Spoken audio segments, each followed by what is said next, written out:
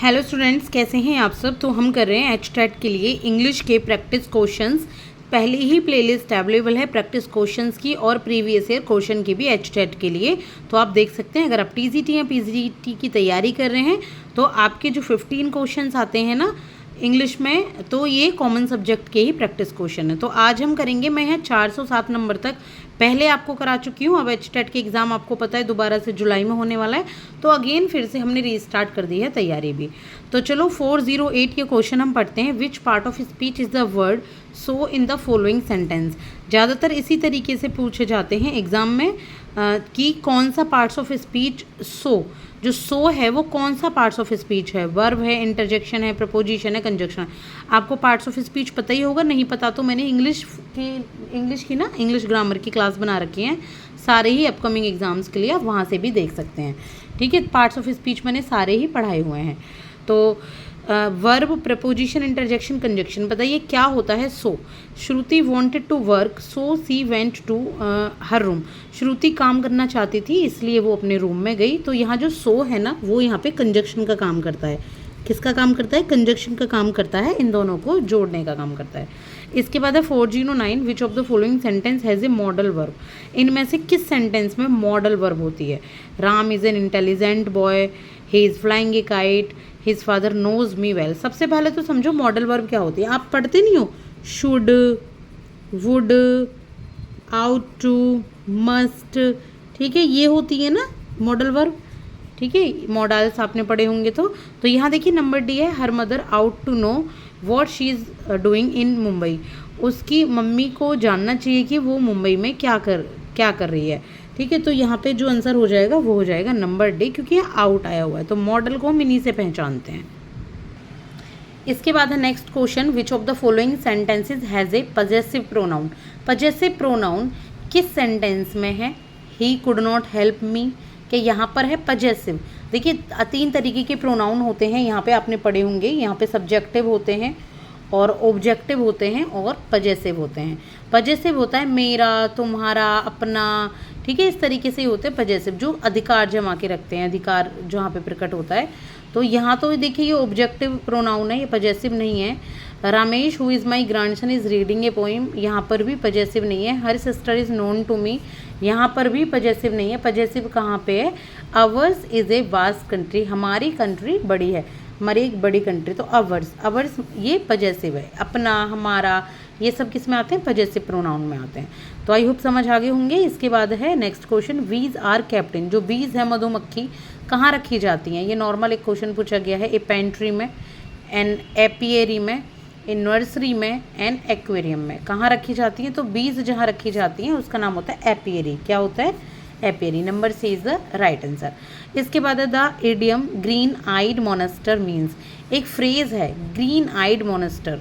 ठीक है, तो उसका मतलब क्या होता है कि मतलब इसकी आंख ऐसी है, इस तरीके से कहते नहीं, ग्रीन आइड मोनेस्टर। उसका मतलब होता है मॉन्स्टर, टू बी जेलस, जो जेलसी रखता है किसी से, तो ग्रीन आइड मोनेस्टर कहते हैं उसको। इसके बाद है next question, select the sentence in which the article has been wrongly used. हमें ऐसा सेंटेंस बताना है जहाँ पे आर्टिकल्स को गलत तरीके से यूज़ किया गया। आर्टिकल्स कौन क्या?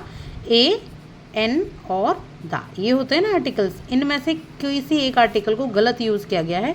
तो ही इज़ ए एम ए, या 12 इंचेस मेक्स अ फुट, या a people should obey his teacher, या ही इज़ अ यूरोपियन।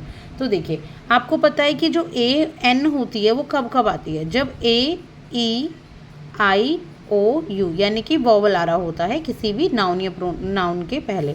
तो ये देखिए यहाँ पे अब वॉवल तो आ रहा है, लेकिन अगर आप साउंड देखोगे ना तो वॉवल की साउंड छुप रही है, बल्कि यूरोपियन कह रहे हैं, यूरोपियन नहीं कह रहे, यूरोपियन कह रहे। तो यहाँ ए आई हुई है, तो लग तो ये रहा होगा ये सही है, लेकिन ये सही नहीं है। लेकिन ये सही है, लग ये रहा होगा ना कि ये वाला मतलब वो रॉन्ग यूज़ है। नहीं, ही इज़ ए एम ए। देखो एम ए को जब हम बोल रहे हैं तो ये ऐसे आ रहा है M A, he is a M A. तो यह ए की जो साउंड आ रही है ना, तो यहाँ पे एन आएगा। क्या आएगा यहाँ पे? एन। बेशक यहाँ एम कॉन्सोनेंट का यूज़ हुआ है, लेकिन साउंड यहाँ ए की आ रही है, एम ए, मे नहीं आ रही, एम ए। तो यहाँ पे एन लगेगा। तो जो हमारा करेक्ट आंसर है, जो रॉन्गली यहाँ पे आर्टिकल्स का यूज़ किया गया है, वो ए है। इसके बाद है pick out the correct question tag for the following. इनमें से आपको करेक्ट क्वेश्चन बताना है। People should not drink and drive. लोगों को मतलब पीकर यहाँ पे ड्राइव नहीं करना चाहिए। तो यहाँ क्या आएगा नेक्स्ट जो क्वेश्चन टैग आएगा यहाँ पे क्वेश्चन वाला सेंटेंस, शुड दे, क्या उन्हें करनी चाहिए, शुडंट दे, इजंट इट, या फिर शैल दे। तो यहाँ आएगा शुड दे, क्योंकि यहाँ ना ऑलरेडी नॉट का यूज़ तो पहले ही लग गया, शुड नॉट ड्रिंक। तो यहाँ पे शुड दे कि क्या करनी चाहिए, इस तरीके से ए आएगा आंसर। इसके बाद है a sentence is divided into 4 parts. जो एक सेंटेंस है वो 4 पार्ट्स में डिवाइड किया जाता है, A B C and D में। अब यहाँ पे आपको एक पार्ट ऐसा बताना है जिसमें एरर आई हुई है। क्या बताना है, जिसमें कोई एरर आई हुई है, हमें वो बताना है। तो पहला सेंटेंस है यू आर लर्निंग इंग्लिश, तुम इंग्लिश सीख रहे हो फॉर द लास्ट 1 ईयर, पिछले 1 साल से, but you show no improvement at all, लेकिन तुम में कोई भी इम्प्रूवमेंट नहीं दिख रही है। देखिए यहाँ जो गलत है वो है यू आर तो यहाँ आ ही नहीं सकता ना, फॉर द लास्ट 1 ईयर, वो पिछले 1 साल से। तो यहाँ पे क्या आएगा, हैव बीन आना चाहिए ना, जो प्रेजेंट आपके परफेक्ट कंटिन्यूअस, यानी कि काम कहीं ना कहीं पूरा भी है लेकिन जारी भी चल रहा है बहुत टाइम से। तो यहाँ हैव बीन आएगा यू के अकॉर्डिंग। तो जो सेंटेंस गलत है वो नंबर ए है इसका आंसर, ठीक है, ए। चलिए नेक्स्ट क्वेश्चन करते हैं। इसमें पूछा गया है एक 1 वर्ड सब्स्टिट्यूशन कि जो इंसेक्ट्स की साइंटिफिक स्टडी होती है, जो कीड़े मकोड़ों की साइंटिफिक स्टडी है, उसको क्या कहते हैं, क्रिमिनोलॉजी, माइकोलॉजी, एंटोमोलॉजी या फिर मेट्रोलॉजी। तो देखिए जो इंसेक्ट्स की साइंटिफिक स्टडी होती है उसको एंटोमोलॉजी किया जाता है, ठीक है। आई होप समझ आ गया होगा आपको। अब next question, point out the correct direct speech for the following. आपको यहाँ पे डायरेक्ट स्पीच बतानी है इनमें से। I asked why he was looking through the keyhole. मैंने उससे पूछा कि वो की होल में क्यों झांक रहा था या क्यों देख रहा था। तो यहाँ पे हमें इसका डायरेक्ट स्पीच बताना है, यानी कि डायरेक्टली क्या कहा होगा। तो are you looking through the keyhole, I said, ठीक है। Do not look through the keyhole, तो ये तो आ ही नहीं सकता डू नॉट, उसने कोई वो सलाह थोड़ी ना दी कि मत देखो, उसने तो सिर्फ पूछा था कि की होल में कोई क्यों झांक रहा था। Why are you looking through the keyhole, I said.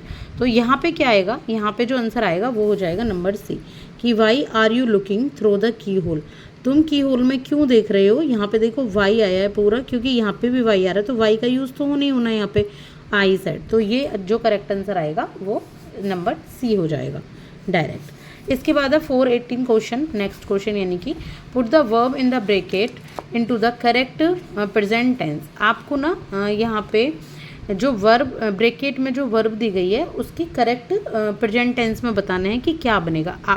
My daughter never to me, my daughter never write to me, so I never know what she do.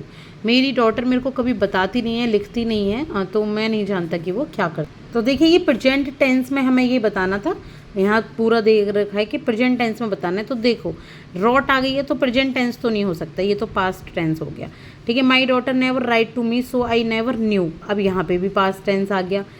My daughter never writes to me, so I never know what she is doing, ये बिल्कुल present tense में है पूरा का पूरा sentence. तो answer हो जाएगा नंबर सी, ठीक है। अब हम करेंगे नेक्स्ट 2 क्वेश्चन, और आई थिंक वो लास्ट क्वेश्चन ही होंगे, इसके बाद हम अगली क्लास में लेकर आएंगे बाकी के क्वेश्चंस को।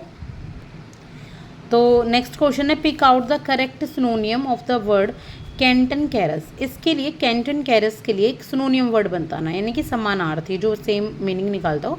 तो देखिए कैंटन कैरस होता है लड़ाई झगड़ा टाइप्स का कुछ, क्वेरलसम, लड़ाई करने वाला। तो ये हो जाता है नंबर 20 का करेक्ट आंसर, क्वेरलसम। इसके बाद है 420 pick out the sentence that has a demonstrative adjectives in it. एक हमें ऐसा सेंटेंस बताना है जिसमें डिमॉन्स्ट्रेटिव एडजेक्टिव यूज़ किया गया हो, ठीक है। तो डिमॉन्स्ट्रेटिव यानी कि एक डिमॉन्स्ट्रेटिव क्या होते हैं, जो दिस दैट दीज दोज वाले होते हैं। तो आप देख लीजिए कहाँ पे हैं this that those these those, जहाँ इशारा करके कोई चीज़ बताई जाती है दर्शा के, तो नंबर 20 द राइट आंसर, यहाँ दिस का यूज़ किया गया है, तो ये सही आंसर है। आई होप कि समझ आ गई होगी, क्लास पसंद आई होगी जिन भी स्टूडेंट्स ने लास्ट तक देखी है। Thank you so much for your efforts, और सब्सक्राइब कीजिएगा अगर अभी तक आपने चैनल को नहीं किया गया हो। आई होप कि आपको काफ़ी फ़ायदा होगा, एक बार प्लेलिस्ट को गो थ्रू कर सकते हैं, आपको आपके काम के कुछ क्लासेस मिल जाएँ, तो बहुत ही सिंपल तरीके से यहाँ पढ़ाया जाता है, आप देख सकते हैं। Thank you.